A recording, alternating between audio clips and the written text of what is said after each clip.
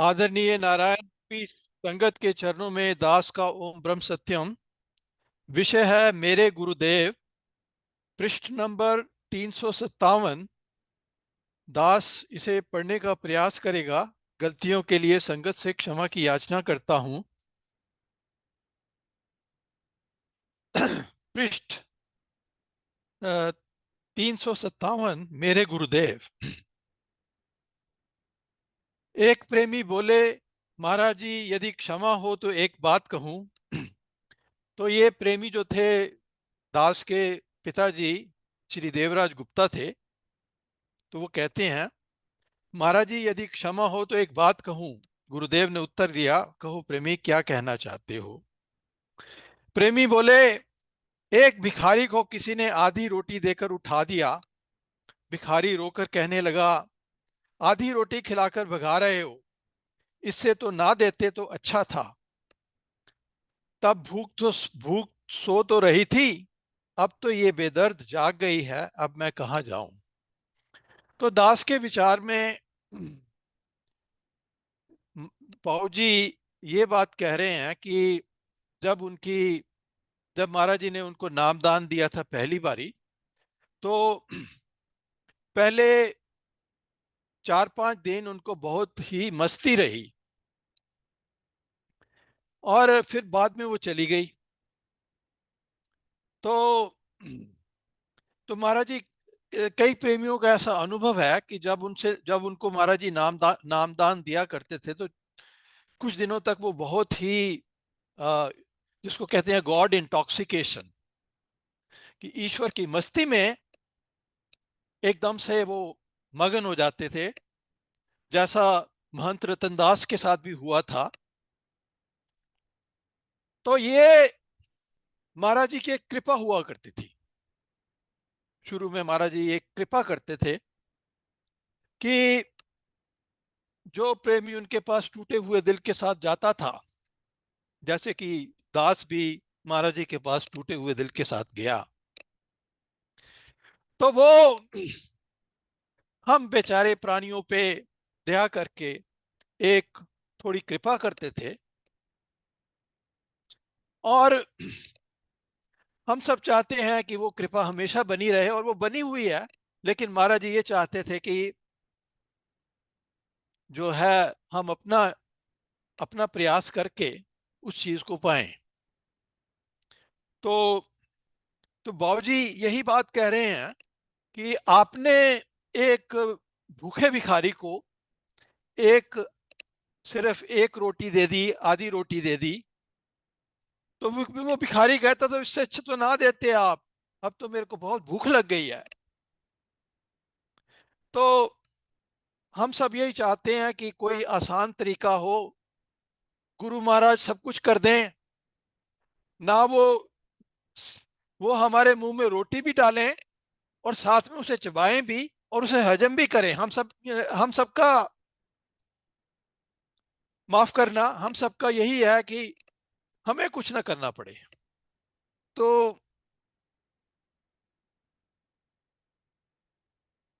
वैसे जो बाबूजी थे, उनके पास उनको तड़प तो थी, और बचपन से ही तड़प थी ईश्वर को पाने की। कोई आन मिलावे, मेरा प्रीतम प्यारा। कोई आन मिलावे, मेरा प्रीतम प्यारा।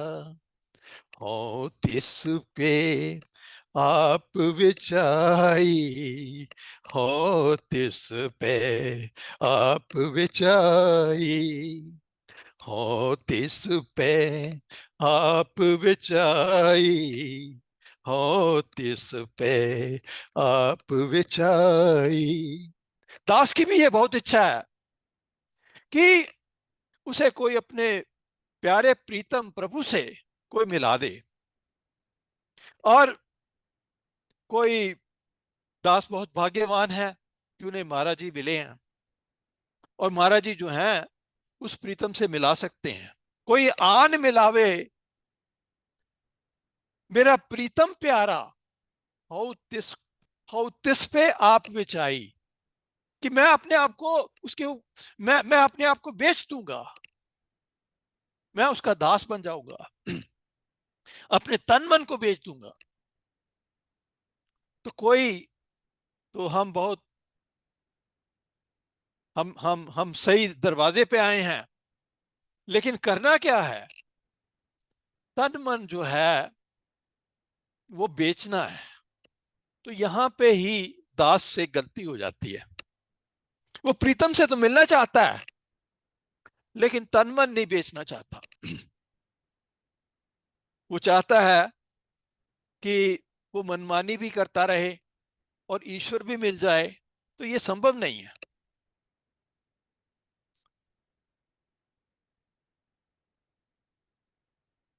गुरुदेव चुप रहे, सिर झुकाकर केवल मुस्कुराते रहे। तो इस जो जो जो बाबूजी जो कह रहे हैं उनसे, जैसा कि हम सब चाहते हैं कि गुरु महाराज ना सिर्फ रोटी रोटी हमें बनाएं भी, पकाएं भी, खिलाएं भी, और चबाएं भी और पचा भी लें, ये सब संभव नहीं है। क्योंकि हर किसी को महाराज जी कहा करते थे कि अगर अगर तेरे सामने अगर ब्रह्मा भी आ जाएं, तो वो सिर्फ यही तेरे को रास्ता दिखा के चले जाएंगे, चलना तेरे को ही है। तो और कई अक्सर होता है कि जो झूठे गुरु हैं वो झूठे वायदे करते हैं, प्रेमियों झूठे वायदे अपने शिष्यों से करते हैं। और मैं उनका नाम नहीं लेना चाहता, लेकिन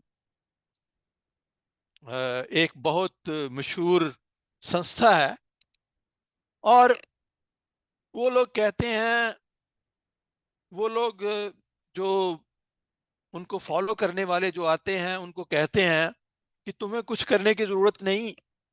गुरु महाराज जब जब तुम्हारी मृत्यु होगी, गुरु महाराज वहां आ जाएंगे और तेरे को कुछ करने की जरूरत नहीं, वो तेरे को बचा लेंगे।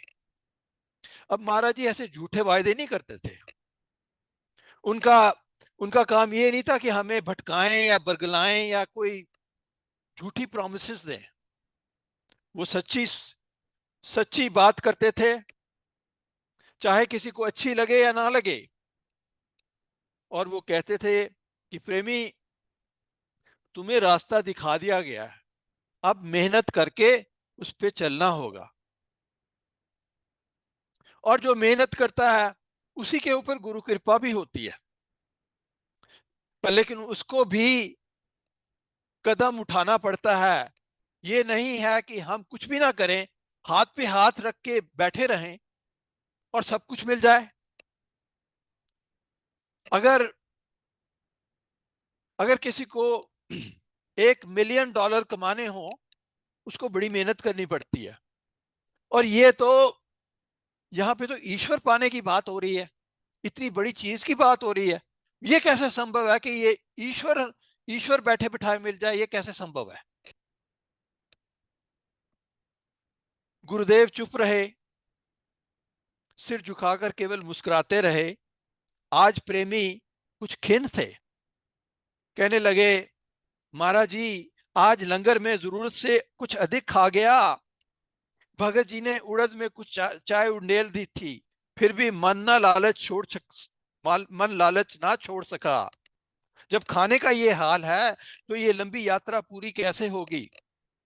अब जो हमारे बाबूजी और दास को भी खाने का बहुत शौक है, और बचपन में याद है कि बाबूजी जो थे बड़े शौक से किचन में आ जाया करते थे, और हमारी माता जी के साथ अ, कुछ मिठाइयाँ भी बनाया करते थे।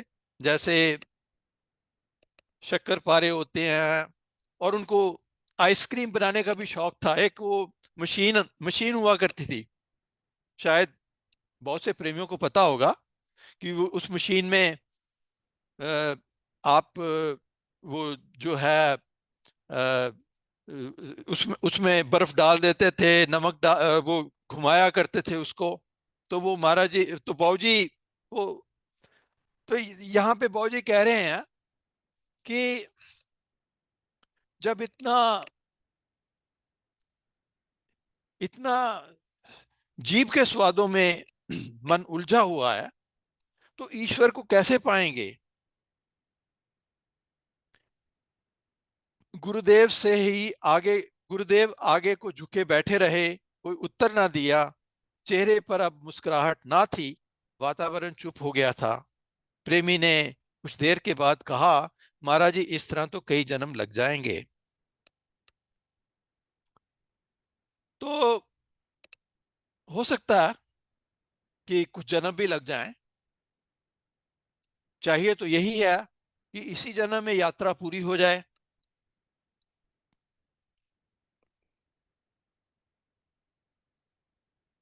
उत्तर मिला, हाँ प्रेमी, ये सफर लंबा तो है ही।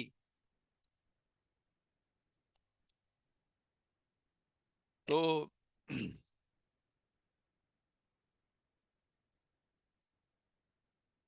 प्रेमी बोले, क्या गुरु इस लंबाई को कम नहीं कर सकते।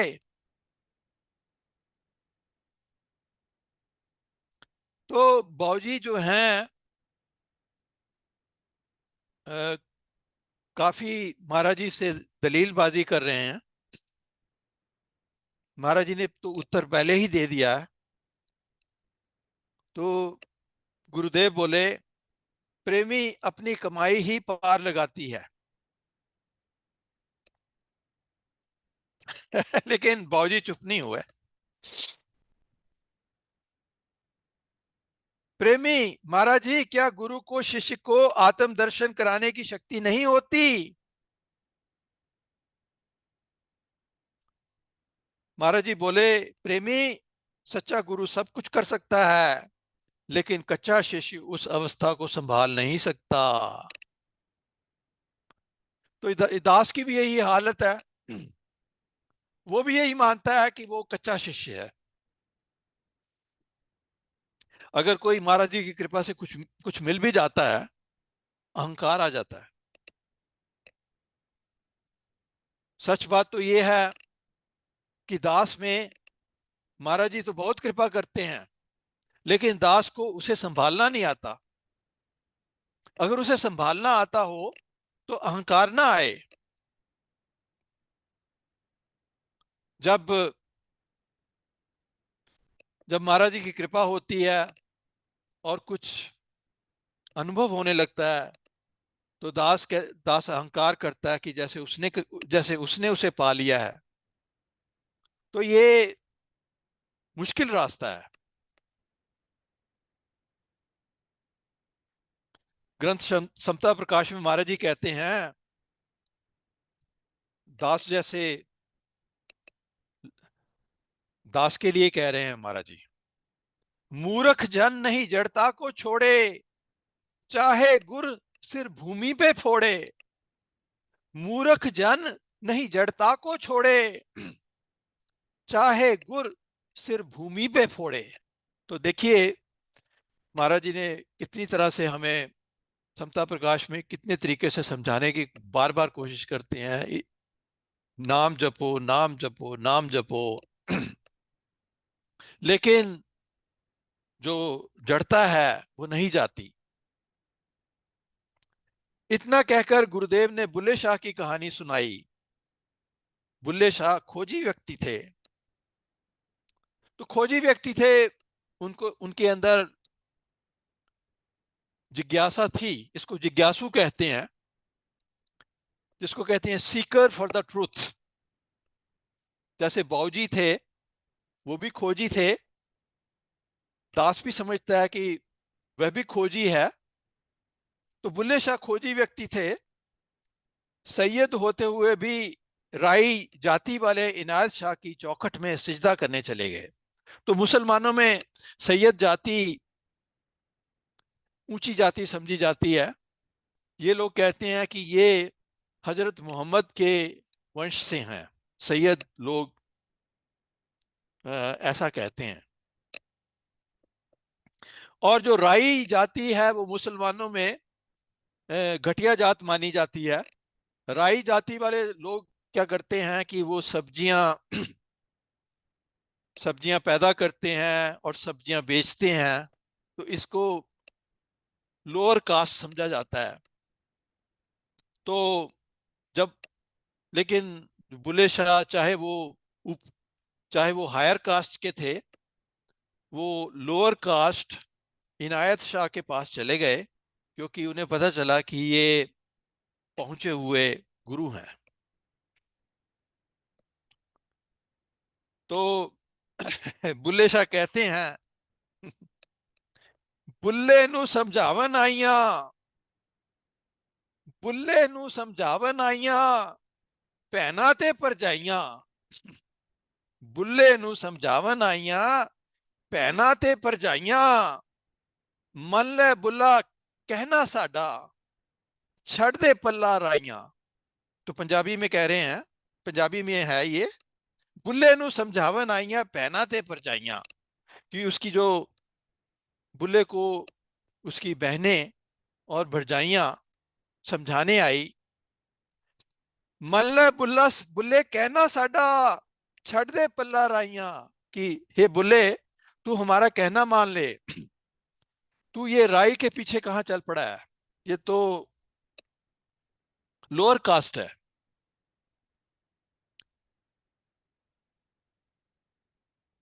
आल नबी औलाद अली नू तू क्यों लीका लाइया, कि तू तो हजरत मोहम्मद के वंश से है, तू अपने वंश पे अपनी जो रेपुटेशन है उस पे तू क्यों बट्टा लगा रहा है।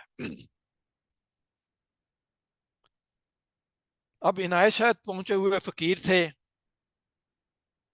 जब बुल्ले शाह वहां पहुंचे तो इनायत शायद खेत में काम कर रहे थे।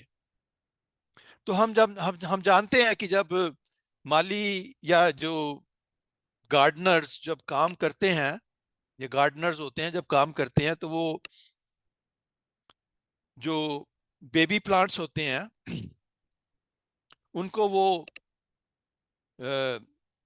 एक जगह से निकाल के दूसरी जगह पे लगाते हैं, क्योंकि अ, तो तो बुल्ले शाह ने बड़ी नम्रता और आजिज़ी से अपनी जिज्ञासा प्रकट की। विरही मन देखकर इनायत शाह ने नजरे इनायत कर दी। तो जो गुरु था, उसको जैसे महाराज जी थे वो हम लोगों पे कृपा कर देते थे, जैसे जैसे उन्होंने बाबूजी पे कृपा कर दी तरस खा के, और जैसे हम सब पे कृपा करते हैं, हम हमारे ऊपर तरस खा के कृपा की है महाराज जी ने। उनको हमारे से कुछ नहीं चाहिए था,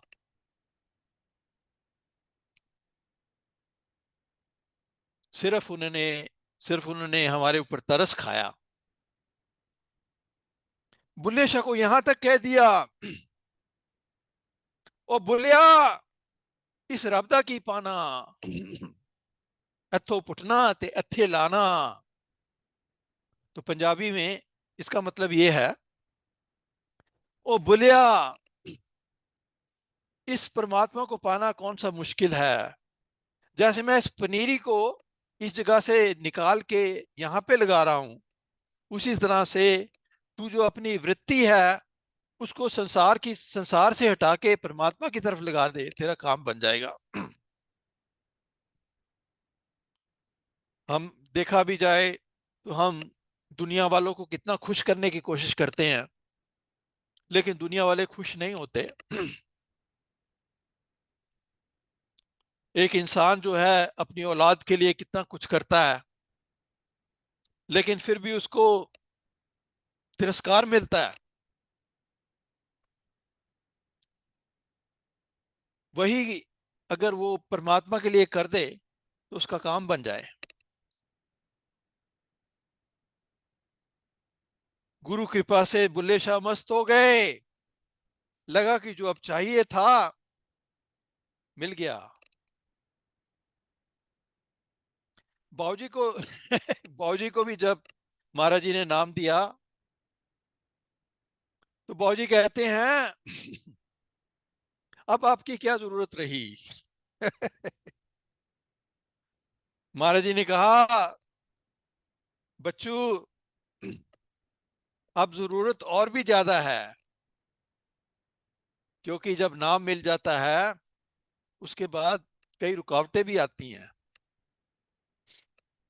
कई खाइयां आती हैं। सबसे बड़ी खाई तो अहंकार की खाई है, उसको गुरु की कृपा के बिना कैसे पार करोगे। अब दास पे कभी कृपा होती है, वो घंटे 2 घंटे सिमरन भी कर लेता है, उसको अहंकार आता है कि देखो जी मैंने 1 घंटा 2 घंटा सिमरन किया। फिर ख्याल आता है, अरे तू 1-2 घंटा सिमरन की बात कर रहा है, महाराज जी तो 40-50 दिन लगातार दिन रात सोते भी नहीं थे, तो किस बात का अहंकार कर रहा है। तो शर्म आती है। गुरु की चौखट में भी जाना बंद कर दिया। देखिए, ये दास जैसे कच्चे शिष्य की हालत है। अहंकार आ गया, अपनी नजरों में कामिल फकीर बन गए, लगे आडंबर को फैलाने। वहां पे अपने जो बड़ी जाति वाले जो सैयद लोग मुसलमान हैं, उनकी एक महफिल सजा ली, अपनी नजर में बहुत बड़े गुरु बन गए, गुरु के पास जाना भी बंद कर दिया। इधर पूरी रहने वाले इनायत शाह अपने शिष्य की बाट जोने लगे। देखिए, शिष्य चाहे गुरु को भूल जाए, गुरु नहीं भूलता। महाराज जी को बाबूजी ने कहा, बाबूजी कहते हैं, महाराज जी कब तक महाराज जी ने कहा, महाराज जी ने बाबूजी को कहा, शेर के पंजे से शिकार निकल सकता है, लेकिन जो इनके पंजे में आया है वह छूट नहीं सकता। ये बात बाबूजी ने महाराज जी ने बाबूजी को बात कही कि शेर के पंजे से शिकार निकल सकता है, जो इनके पंजे में आया है वो छूट नहीं सकता। बाबूजी कहते हैं, महाराज जी कब तक पीछा करोगे। तो महाराज जी कहते हैं, कई जन्मों तक तेरा साथ देंगे।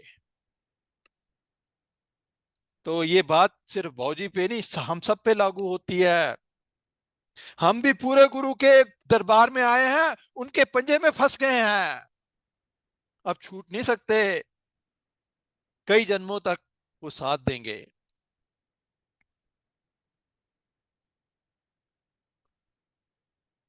इधर पूरी रहने वाले इनायत शाह अपने शिष्य की बाट जोने लगे, लेकिन शिष्य ने दर्शन ना दिए। देखिए, हम लोग तो महाराज जी को भूल जाते हैं, लेकिन महाराज जी हमें नहीं भूलते।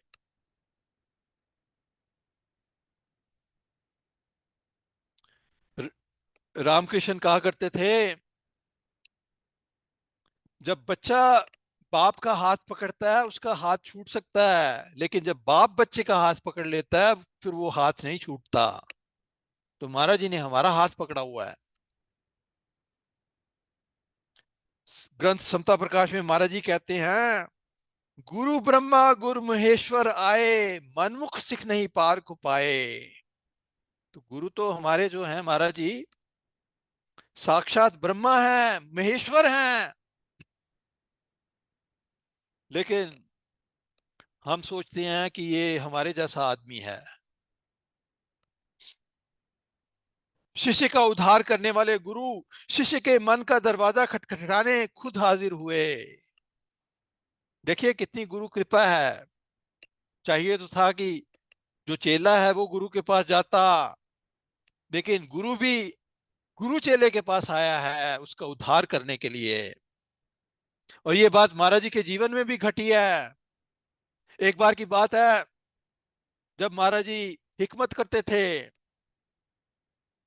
कुछ प्रेमी उनसे मिलने आए। आप सबने वो प्रसंग सुना होगा। कुछ प्रेमी गंगोटिया आए उनसे मिलने, तो पता चला महाराज जी किसी दूसरे गांव में मरीज को देखने गए हैं। तो इन प्रेमियों ने वहां उस गांव में जाने की तकलीफ नहीं की, किसी से मैसेज भिजवा दिया कि हम आए हुए हैं। और महाराज जी जो थे वो रात को चल पड़े। रात को सारी रात को चलते, पैदल चल के प्रेमियों से मिलने आए। देखिए गुरु कितना हमारे से प्रेम करता है। और और कहते हैं, महाराज जी कहते हैं कि ये कलयुगी, हम हमारे जैसे कलयुगी शिष्यों का ये हाल है। हमें हमें इतनी भी समझ नहीं कि गुरु गुरु हमें गुरु हमसे कितना प्यार करता है। और उन्होंने कहा, महाराज जी का कहना है कि अगर प्रेमियों से मिलने के लिए तो सिर के बल भी आ जाते। वो प्रेमी बहुत शर्मिंदा हुए कि महाराज जी सारी रात पैदल चल के आए हैं। और महाराज जी ने कहा, कलयुग ने लोगों की बुद्धि भ्रष्ट कर रखी है। इनको पता ही नहीं कि गुरु की इनको पता ही नहीं कि गुरु की क्या कीमत है। इन्होंने इसको सस्ता समझ रखा है। दास को भी ये चीज अपने माता पिता की कृपा से मिल गई। उसने भी इसे सस्ता समझ रखा था।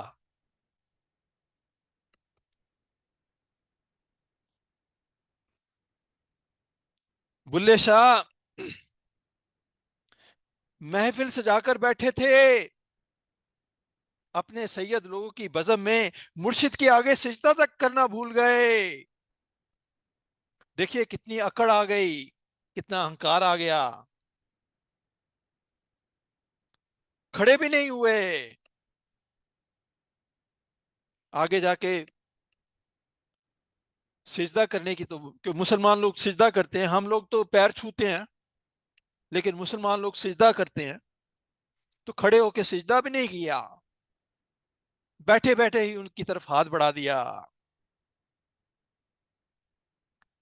इनायत शाह ने हाथ पकड़कर ज्यों ही छोड़ा, बुल्ले शाह की सारी मस्ती जाती रही।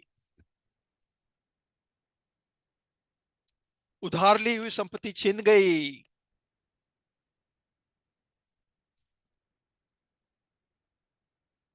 इंसान कितना अहंकार करता है। अगर एक क्षण में प्राण उड़ जाते हैं तो क्या इंसान की हस्ती क्या है। गुरबानी कहती है, हम आदमी है एकदमी। मतलब एक सांस का भी भरोसा नहीं कि अगली सांस आनी है कि नहीं आनी। इस पर अहंकार इतना, पता नहीं मैं कौन हूं। सदा के कंगाल को अपनी कंगाली का भान हुआ। सारी ऐंठ जाती रही। जब तक जब तक कुछ कहते इनायत शाह जा चुके थे।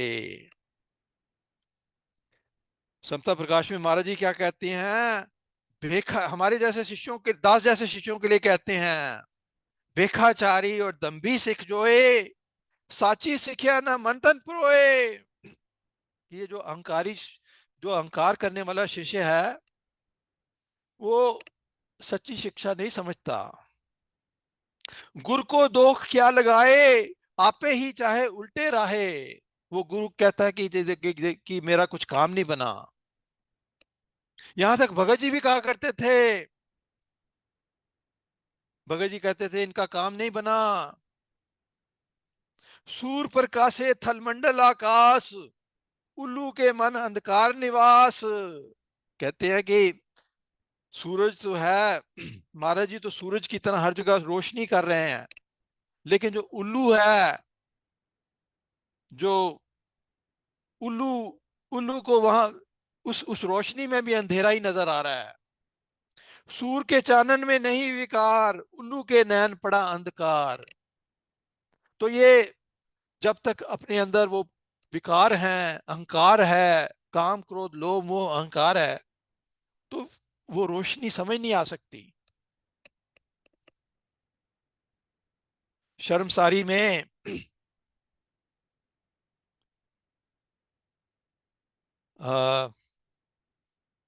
माफ करना जी, वक्त हो रहा है।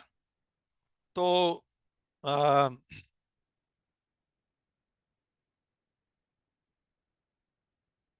तो जो अ, तो अंत में ऐसा हुआ कि हम सब जानते हैं कि बुल्ले शाह ने किसी से मुजरा करना सीखा, और फिर वो मुजरा कर रहा था,